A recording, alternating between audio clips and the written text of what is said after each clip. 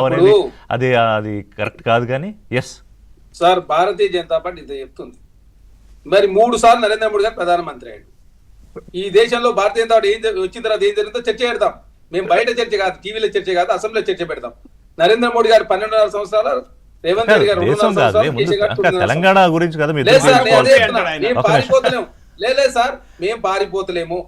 దేశంలో ఏ రాష్ట్రంలో అన్నా మీరు సన్న బియ్యం ఇస్తారా? మేము చర్చకు సిద్ధం. మేము అదే కాకుండా ఇందిరా మిల్లు కావచ్చు, తెలంగాణ మీ 416 హామీలు ఇస్తే 200 హామీలు నెరవేర్చింది సార్. మేము చర్చకు సిద్ధంగా ఉన్నాం. దేశంలో ఏ రాష్ట్రంలో భారతీయ జనతా పార్టీ రాష్ట్రాల్లో కూడా మహిళా సంఘాలకు 66,000 కోట్ల రూపాయలు వడ్డీలే రుణాలు ఇచ్చిందా? మేము చర్చ రుణమాఫీ మీరు ఏ రాష్ట్రంలో చేసిరా? మీరు ప్రభుత్వ రంగ సంస్థలని అట్టగోదిగా అదానికి అమ్మానికి అంటగట్టి ఈ దేశంలో 6 డిఎల్ పెండింగ్ లో ఉన్న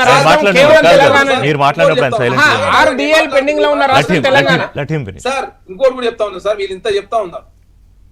కాంగ్రెస్ ప్రభుత్వం వచ్చిన తర్వాత సార్ ఇప్పుడు డిఎల్ కావచ్చు, పిఆర్సీ కావచ్చు, లేకపోతే రిటైర్ అయినటువంటి ఎంప్లాయ్ బెనిఫిట్స్ కావచ్చు సార్, 6,000 కోట్ల రూపాయలు రాష్ట్ర ప్రభుత్వం చెల్లించి సార్ 6,000 కోట్ల రూపాయలు కేసీఆర్ పెట్టిపోయిన బాకీలను కూడా రాష్ట్ర ప్రభుత్వం 1,20,000 కోట్ల రూపాయలు కేసీఆర్ బాకీ పోయి 7 లక్షల కోట్ల రూపాయలు అప్పు చేస్తే 8,20,000 కోట్ల రూపాయల్లో కాంగ్రెస్ ప్రభుత్వం వచ్చిన తర్వాత ఇంట్రెస్ట్ రేట్లు తక్కువ చేసుకుంటూ తెలంగాణ రాష్ట్ర రిటైర్మెంట్ బెనిఫిట్స్ ఇచ్చుకుంటూ డిఏలు, పిఆర్సీలు, కార్యనియామకాలు చేపడుతూ విద్యుత్ రంగం కావచ్చు, సింగరేణి కావచ్చు, ఆర్టీసీ కావచ్చు, ప్రభుత్వం ప్రతి ఉద్యోగి కాంట్రాక్ట్, రెగ్యులర్, అవుట్ సోర్సింగ్ విద్య ప్రతి నెల 1వ తారీఖు జీతాలు ఇస్తూ ప్రమాద బీమా ఇస్తూ తెలంగాణ రాష్ట్ర కాంగ్రెస్ ప్రభుత్వం ముందు మేము ఇచ్చిన హామీలు ఏం నెరవేర్చో మేము గంట కాదు 2 గంటలు చెప్తాను, మీరు సిద్ధంగా ఉన్నాం. భారతీయ జనతా పార్టీ తెలంగాణకి ఏం చేసి చెప్పాలా? 14 మంది ప్రధానులు 63 లక్షల కోట్లు అప్పు చేస్తే నరేంద్ర మోడీ గారు వచ్చిన తర్వాత 202 లక్షల కోట్లు అప్పు అయ్యి సార్ ఒక్క ప్రభుత్వ రంగ సంస్థను స్థాపించలే. వారు మాట్లాడుతున్నారు భారతీయ జనతా. మీరు ఎందుకు వస్తారు దేశంలో 4 సార్ చెప్పండి? మీరు వచ్చిన తర్వాత జీడీపీ ఎంత ఉంది? మీరు వచ్చిన తర్వాత నిరుద్యోగం ఎంత ఉంది? ఆకలి చావు. Back to Telangana. చరణ్ గారు, తెలంగాణకు వచ్చేద్దాం. నా పాయింట్ ఏంటంటే ముఖ్యమంత్రి గారు 117 లెక్క ఏంటది? ఆ లెక్క ఏంటి? సరే, పీసీసీ చీఫ్ 5 మరో 5 సార్లు అన్నారు. ఎన్నిసార్లు అని అనుకోవచ్చులేండి, దానికి ఇబ్బంది ఏముంది, కానీ ప్రజలు డిసైడ్ చేయాలి ఎవరికి ఇవ్వాలనేది. 117 లెక్క ఏంటి సార్? దేశంలో భారతీయ జనతా పార్టీ నెక్స్ట్ 29లో జరిగే ఎలక్షన్ లో 99 సీట్లు దాటే పరిస్థితి, డబల్ లీడ్ దాటది. మీరు చూడండి, నరేంద్ర మోడీ గారు అనుకున్నట్టు అన్ని దేశ ప్రజలు చూసిరు. రాముడు పోయిన తర్వాత ఇంకేముండదు. రామ మందిరం సంబంధించి విరాళాల చోరే భారతీయ జనతా పార్టీ అతలాకుతరమై మన పార్లమెంట్ సమావేశాలు చర్చ రాకుండా చేసిన పరిస్థితి మనం చూసినాం. రాముడు శపించుడు భారతీయ జనతా పార్టీ దేశంలో కథమైనప్పుడు తెలంగాణ రాష్ట్రం ఉన్న ఎంపీలు 8 కాదు, ఆ 8 గుండుస్తున్నాయి అవకాశం ఉంది.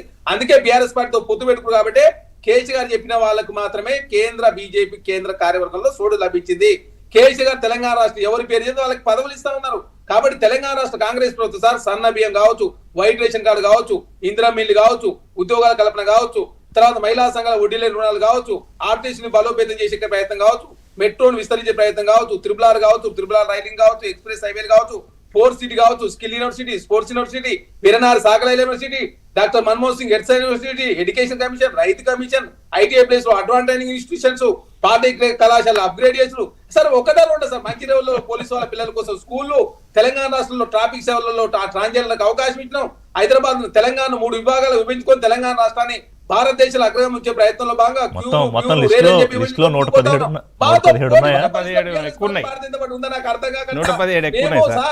ఎక్కడ అంటే ఓన్లీ సోషల్ మీడియాలోనే కాంగ్రెస్ పార్టీ మీకు, బీజేపీ బీఆర్ఎస్ పార్టీ సోషల్ నమ్ముకుంది, మేము కాంగ్రెస్ పార్టీ ప్రజలు నమ్ముకున్నాం. కాబట్టి 117 స్థానాలు కాంగ్రెస్ పార్టీకి వస్తాయని చెప్పి మా విశ్వాసం.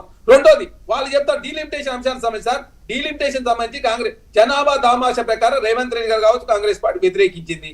తర్వాత ఏం చేసి 50% మీకు పెట్టిన డిమాండ్ లో మద్రాసులో పెట్టిన డిమాండ్ ఏంది? 3 డిమాండ్లు పెట్టారు. జనాభా ప్రకారం ఒప్పుకోము, పోస్ట్ పోన్ చేయండి, లేకపోతే ఒక సిస్టమ్ క్రియేట్ చేసి 20-25% పెంచడానికి. వాళ్ళు 25% కాకుండా 50% పెంచడం జరిగింది. పెంచుతానని చెప్పి తెలిసింది కాబట్టి పెంచిన సీట్ల ప్రకారం 117 గెలుస్తామని చెప్పి పూర్తి విశ్వాసంతో ముందుకు పోతా ఉన్నాం. మీరు భారతీయ జనతా పార్టీ నాయకులు తెలంగాణకి ఏం చేసినా చెప్పండి. ఇప్పుడు చేయకుండా మా మెట్రో నడుకుంటారు, మా మూసీని అడుకుంటారు, మా త్రిబుల్ ఆర్ అడుకుంటారు, రైల్వే రింగ్ అడుకుంటారు, విభజన హామీలు అడుకుంటారు, తెలంగాణ రాష్ట్ర సంబంధించి ఏ అనా పైసా. ఇవన్నీ అడ్డుకుంటే తెలంగాణ ప్రజలు బీజేపీకి ఎందుకు ఓటేస్తారు? ఎవరి సార్? ఇవన్నీ అడ్డుకుంటే తెలంగాణ ప్రజలు బీజేపీకి ఎందుకు ఓటేస్తారు అంటున్నా సార్. అందుకే కదా ఏరని చెప్తున్నాం. తెలంగాణ రాష్ట్రంలో భారతీయ జనతా పార్టీ నమ్మి తెలంగాణ రాష్ట్రం దేశంలో అధికారులకు వస్తుంది కదా. సరే, తెలంగాణ నుంచి అత్యధిక ఎంపీలు గెలిస్తే తెలంగాణకి ఏమైనా చేస్తారంటే ఏమి చేయకపోగా తెలంగాణ రాష్ట్రంలో బీఆర్ఎస్ పార్టీతో ములాక్ అయ్యారు. కాబట్టి తెలంగాణ రాష్ట్రంలో బీజేపీ వచ్చే 29 ఎలక్షన్ లో బీజేపీ వచ్చే అవకాశం లేదు, వచ్చే అవకాశం లేదు. 99 సీట్లు దాటే పరిస్థితి లేదు దేశంలో. మీరు చూడండి సార్, మొన్ననే రాముడు పేరు మీద భారతీయ జనతా పార్టీ దేశంలో ఆ 24 ఎలక్షన్ లో పెద్ద ఎత్తున రాముడు మీ 99 సీట్లు బీజేపీకి ట్రాన్స్ఫర్ చేస్తున్నారా? సార్ డబల్ లీడ్ దాటే పరిస్థితుల్లో మీరు చూడండి. కాంగ్రెస్ పార్టీ 150 వస్తే మాకు 150 సీట్లు పెడితే చాలు దేశంలో. 50 సీట్లు పెడితే దేశంలో కాంగ్రెస్ పార్టీ అధికారంలోకి వస్తుంది. ఇప్పుడు చూడండి sir, Bharatiya Janata sir party సత్యం గారు, ఈ తెలంగాణలో కాంగ్రెస్ ఎనాలిసిస్ తీసుకునే ముందు ఒక బ్రేక్, షార్ట్ బ్రేక్.